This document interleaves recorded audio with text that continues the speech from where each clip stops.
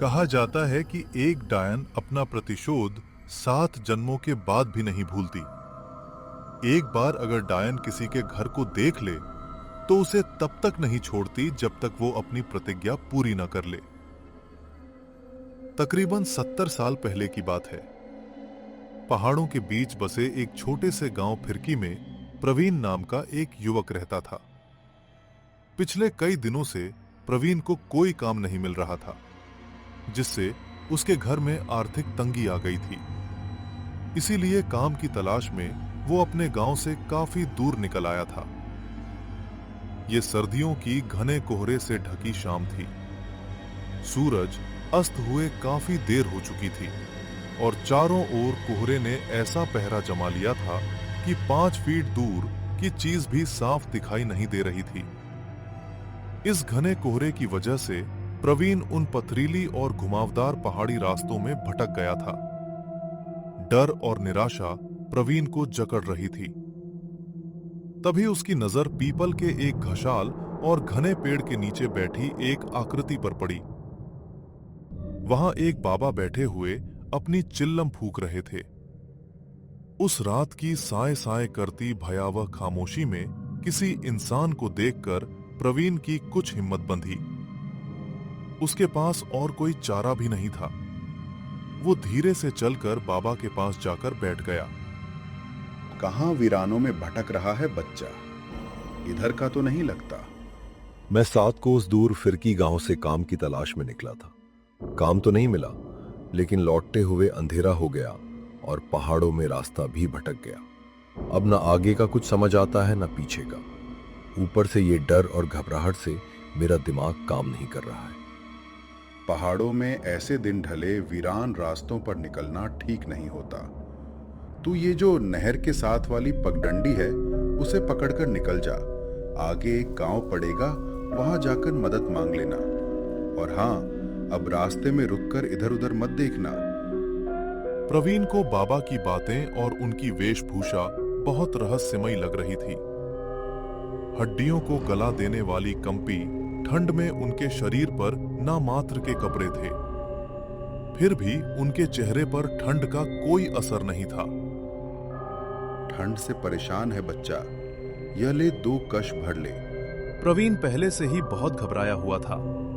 इस समय उसे बाबा की कही बातों को मानने के अलावा कोई और चारा नजर नहीं आ रहा था। थोड़ा डरते हुए उसने हाथ आगे बढ़ाया और चिल्लम बाबा के हाथों से लेकर 2 गहरे कश खींच ली। चिल्लम के धुएं ने उसके मन को कुछ हद तक शांत किया। अपनी बात कहने के बाद बाबा फिर से सर झुकाकर अपनी चिल्लम फूंकने में व्यस्त हो गए। प्रवीण कुछ पल वहीं खड़ा रहा और फिर चुपचाप बाबा के बताए रास्ते पर आगे बढ़ने लगा। जैसे जैसे प्रवीण आगे बढ़ रहा था, पास के घने जंगल से आती जंगली जानवरों की आवाज से उसके बदन में डर को और बढ़ रही थी। अचानक उसे अपने पीछे किसी के कदमों की आहट सुनाई पड़ने लगी। इतने सुनसान रास्ते में अचानक कौन मेरे पीछे से चल रहा है? किंतु बाबा ने कहा था मुझे पीछे मुड़कर नहीं देखना है। क्या करूं? कुछ समझ में नहीं आ रहा। प्रवीण, प्रवीण, इतनी जल्दी मेरी आवाज भूल गए? अपना नाम सुनकर प्रवीण ने कर पीछे मुड़कर देखा। उसे अपने ठीक पीछे वही बाबा दिखाई दिए हैं। प्रवीण ने हैरानी से देखा, बाबा ने इतनी दूरी कुछ ही पलों में कैसे तय कर ली? आओ, मैं तुम्हें यह रास्ता पार करा देता हूं। तुम्हें डर लग रहा था ना? बोलो, कहां तक जाओगे? प्रवीण की घबराहट बढ़ती जा रही थी। लेकिन अचानक से बाबा यहां कैसे आ पहुंचे और उन्हें कैसे पता मुझे डर लग रहा है? यह सवाल उसके मन में आया, लेकिन बाबा की चेतावनी याद करके वो चुप रहा। लगता है तुझे मेरी मदद की जरूरत नहीं है। नहीं, ऐसी बात नहीं है। बस मेरा कोई ठिकाना नहीं बाबा। काम की तलाश में निकला था। रात में किसी गांव में डेरा लगा लूंगा। सुबह फिर काम ढूंढूंगा। इस रास्ते से दाएं घूम जाना। आगे एक जंगल दिखाई देगा। उसके पार एक बूढ़ी औरत रहती है। वह किसी विश्वास के आदमी को ढूंढ रही है जो उसके बंगले की मरम्मत कर दे, बदले में तुम्हें अच्छी रकम दे देगी। प्रवीण की आंखों में चमक आ गई। लेकिन उसकी एक शर्त है, बस अपने काम से काम रखना होगा। घर में किसी सामान को हाथ नहीं लगाना है और बूढ़ी से कोई सवाल भी नहीं करना है। एक और बात का ख्याल रखना, बूढ़ी औरत के पीछे जाने की गलती कभी ना करना। मुझे बस काम मिल जाए, इसके अलावा मुझे उस बूढ़ी औरत से कोई मतलब नहीं। आपका बहुत बहुत धन्यवाद बाबा, लेकिन इतनी रात में क्या वहां जाना सही रहेगा? तुम जाओ, वो बुढ़िया रातों को सोती नहीं है, तुम्हें वह तुम्हारा इंतजार करती मिलेगी। प्रवीण को बाबा और उनकी बातें अब भी और भी ज्यादा रहस्यमयी लग रही थीं। लेकिन इस समय उसके पास ना तो रात गुजारने का कोई साधन था, ना काम का ठिकाना। काम के लालच में वो बाबा के बताए सुनसान रास्ते की ओर मुड़ गया।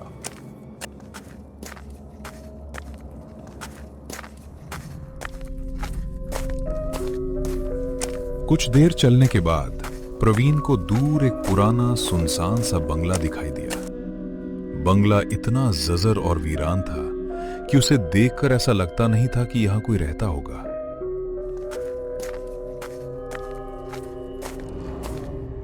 कौन हो? यहाँ क्या करने आए हो? माई, आपको मिस्त्री की जरूरत है। मैं आपका काम पूरा कर दूंगा, बस काम की तलाश में यहाँ आया हूँ। हाँ ठीक है, मुझे ज्यादा सवाल करने वाले लोग पसंद नहीं। बातें नहीं, बस काम पर ध्यान देना। जी समझ गया। और मेरी दिहाड़ी पैसों की चिंता मत कर, तेरी इच्छा से ज्यादा ही मिलेगा। इतना कहने के बाद वो उसे अपने साथ बंगले के अंदर ले गई। अंदर का माहौल कुछ अजीब था। पूरे घर में अजीबोगरीब सी चीजें दिखाई दे रही थी। जगह जगह छोटे छोटे आईने दिखाई दे रहे थे और उन आईनों के साथ अलग आकार की काले कपड़े से बनी गुड़िया दिखाई दे रही थी। उन सभी गुड़ियों को देखकर प्रवीण को कुछ अजीब सा डर महसूस हो रहा था। गुड़िया की आंखों से लाल रंग दिखाई दे रहा था, जिससे वे बहुत भयानक दिखाई दे रही थी। ये घर कुछ अजीब सा क्यों महसूस हो रहा है मुझे? इतने अजीबोगरीब सामान, प्रवीण ने मन में सोचा। लेकिन बुढ़िया की चेतावनी याद करके उसने अपनी मन की शंका मन में दबाई। बुढ़िया ने उसे रात में ठहरने को एक कमरा दिखा दिया और अगले ही दिन से काम शुरू करवा दिया। इस आंगन को खोदकर यहाँ पर एक पक्का कुआं बनाना है। कर पाओगे? मेहनत का काम है। और हाँ, इसके आसपास चारों ओर दीवार बनाकर घेरा भी करना है। प्रवीण खुशी खुशी काम करने के लिए तैयार हो गया था। दिन भर बिना मुंह से चू की भी आवाज किए वो अपने काम में लगा रहता। बदले में बुढ़िया उसे दुगनी मजदूरी और दोनों टाइम का अच्छा खाना खिला देती। एक सप्ताह के बाद काम पूरा हो गया। ये ले तेरा हिसाब। फिरकी गांव से आया है ना तू? हाँ, फिरकी से ही आया हूं, लेकिन आपको कैसे पता? प्रवीण के मुंह से सवाल निकल गया। प्रवीण की बात सुनकर बुढ़िया ने गुस्से से उसकी ओर देखा। उसकी आंखें क्षण भर के लिए और भी ज्यादा सुर्ख हो गईं। बोला था ना, कोई सवाल नहीं। प्रवीण डर से कांप गया और तुरंत माफी मांगी। सुन मेरा, एक काम करेगा? तेरे गांव में एक आदमी रहता है, खुशवंत सिंह। जानता है उसे? नहीं, जानता तो नहीं हूं, लेकिन उसकी गांव में एक बड़ी दुकान है, इसलिए नाम सुना है उसका। मेरा दूर का रिश्तेदार है। उस तक कुछ सामान पहुंचाना है तुझे। इस काम के बदले में थोड़े पैसे और दे दूंगी। प्रवीण एक सप्ताह काम करके अच्छा धन इकट्ठा कर चुका था और कुछ और पैसे मिलने के लालच में वो खुशी खुशी बुढ़िया का सामान पड़ोस के गांव तक पहुंचाने को तैयार हो जाता है। बुढ़िया ने एक पोटली बांधकर उसे थमाई और कुछ पैसे देकर विदा कर दिया।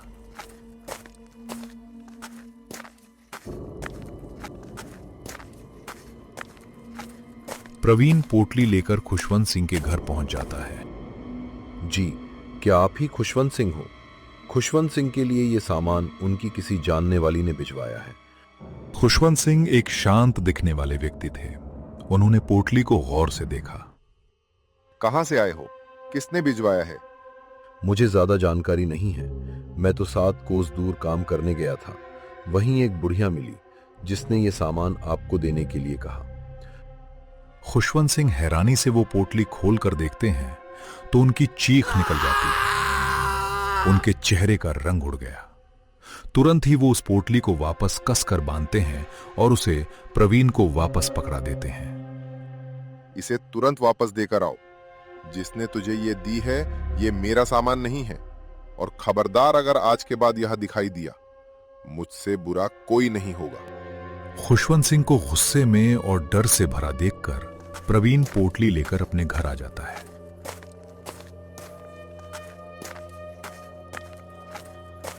घर आकर उसने अपनी पत्नी सोनी को सारा हाल बताया। आजकल किसी के साथ भलाई करने का जमाना ही नहीं रहा। 7 कोस दूर से मैं ये पोटली ढोकर लेकर आया और यहां आकर उस बूढ़े ने सामान लेने से इनकार कर दिया। कहता है मैं तुरंत जाकर उसे वापस करके आऊं। अरे छोड़िए ना, आपको क्या जरूरत है वहाँ जाने की? इसमें जो भी सामान है उसे हम रख लेते हैं। कोई मूर्ख ही होगा जो इतनी दूर ये सामान लौटाने जाएगा। पागल मत बन, हमें इसे खोलने की भी जरूरत नहीं है। जो भी सामान है हम वापस कर देंगे। जो अपना नहीं वो मिट्टी। प्रवीण की पत्नी सोनी को उत्सुकता थी। वो हर हाल में देखना चाहती थी कि इस पोटली में बुढ़िया ने क्या कीमती सामान दिया है। इसलिए रात को प्रवीण के सोने के बाद चुपके से पोटली खोल देती है। पोटली देखकर उसके पैरों के नीचे से जमीन निकल गई। इस पोटली में तो बड़ा ही अजीब सा जादू टोने का सामान रखा हुआ था। छोटे छोटे बाल, कुछ हड्डियां और एक काली गुड़िया जिस पर लाल सिंदूर लगा था। हे भगवान, कहीं इसीलिए तो उस बूढ़े ने ये सामान इनसे वापस करने को तो नहीं कहा था। सोनी डर और घबराहट से पसीने से तरबतर हो गई थी। उसने तुरंत पोटली को वापस कसकर बांधा। अगली सुबह उसने प्रवीण को जगाया। सुनिए जी, ये पोटली उस बुढ़िया को वापस देकर आइए और चाहे जो हो जाए आप वहाँ एक पल को भी ठहरना मत। तूने ये पोटली खोली थी क्या? नहीं नहीं, मैंने कुछ नहीं देखा। बस तुम ये वापस देकर आओ।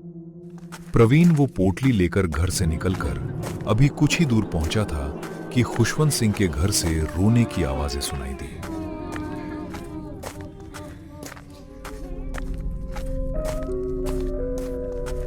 गांव के कुछ लोग भीड़ लगाए खड़े थे। अरे भाई, बड़ी बुरी मौत हुई बलवंत काका और उनकी पत्नी की। लगता है किसी ने मारकर फांसी पर लटका दिया हो। लेकिन हैरानी की बात तो यह है कि कमरा अंदर से बंद था। ऐसा कैसे हो सकता है भला? भाई, मुझे तो कुछ ऊपर का चक्कर लग रहा है। ये किसी इंसान का काम नहीं हो सकता। हालत देखी थी दोनों की। पूरा शरीर ऐसे मरोड़ा हुआ था जैसे कोई कपड़े की गुड़िया को मरोड़ता है। प्रवीण को गांव वालों की बात सुनकर एक जोरदार झटका सा लगा। एक के बाद एक उसे खुशवंत सिंह की कही हुई बातें और पोटली देखने के बाद डर से सफेद पड़ा चेहरा याद आने लगा। न जाने क्या पहेली है इस पोटली की। कल मैंने ये पोटली दी और आज सुबह उसकी मौत हो गई। प्रवीण तेजी से बुढ़िया के बंगले की ओर बढ़ा जा रहा था। आज जब वो बंगले के सामने पहुंचा तो पाया बंगले के दरवाजे पर एक ताला लटक रहा है और बंगला भी उसे कुछ ज्यादा ही सुनसान सा नजर आया। प्रवीण अब इस बंगले और बुढ़िया का सच जानना चाहता था, इसलिए वो ताला तोड़कर उसके अंदर घुस जाता है। अंदर का नजारा देखकर उसकी आंखें आश्चर्य से फैल गई थीं। बुढ़िया के कमरे में उन पुरानी काली गुड़ियों के साथ 3 नई काली गुड़िया लटकी हुई थीं और उसमें से एक गुड़िया के कपड़े उसे कुछ जाने पहचाने नजर आ रहे थे। वे हूबहू उसकी पत्नी सोनी के कपड़ों जैसे थे। प्रवीण घबराकर उस बंगले से निकलकर बाहर सड़क की ओर आ जाता है। वहां से गुजर रहे एक ग्रामीण से उसने पूछा, भाई कुछ पता है ये बुढ़िया कब तक लौट कर आएगी? प्रवीण की बात सुनकर उस आदमी ने उसे ऊपर से नीचे तक घूरते हुए कहा, पागल वागल है क्या भाई? ऐसा क्यों कह रहे हो? क्योंकि यहां कोई नहीं रहता। 50 साल से लटका है ये ताला। और हां, भूत बंगला है ये। रात के समय भटकना भी नहीं उसके आसपास। भैया, क्या भूत बंगला? प्रवीण की रीढ़ में ठंडक दौड़ने लगी। भाई, मेरे दादा कहते थे किसी डायन का बंगला है ये। इसमें वो तरह तरह के टोटके टोना किया करती थी। एक तांत्रिक था जिसने इस डायन की चोटी काटकर इसे जला दिया था। तब से ये बंगला ऐसे ही पड़ा हुआ है। कहते हैं आज भी रात के समय इस रास्ते से गुजरने वाले लोगों को वो डायन दिखाई दे जाती है और उस तांत्रिक का पता पूछती है।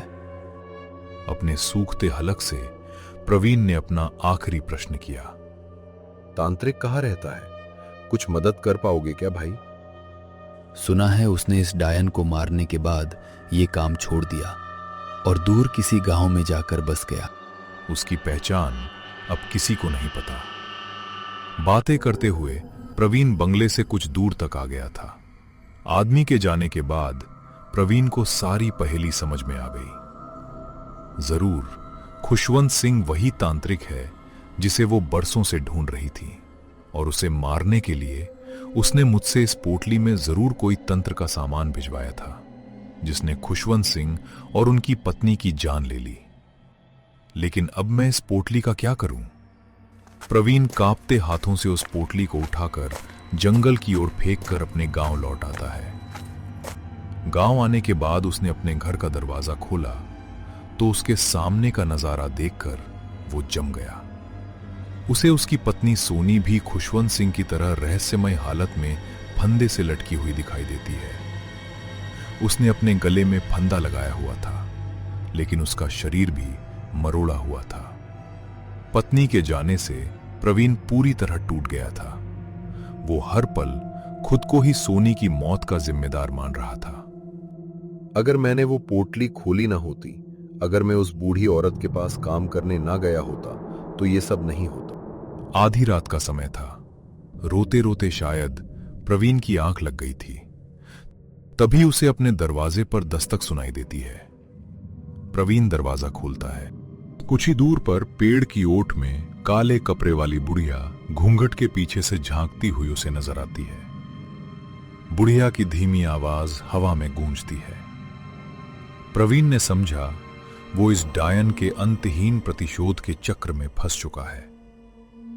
प्रवीण जानता था कि अगली सुबह किसी और गांव में एक और रहस्यमय मौत की खबर आएगी, और उसके बाद वो पोटली उसके दरवाजे पर फिर से रखी मिलेगी। डायन ने अब उसे अपना नया मोहरा बना लिया था, जो उसका बदला लेने के लिए मजबूर था, क्योंकि जो पीछा छोड़ दे वो डायन नहीं,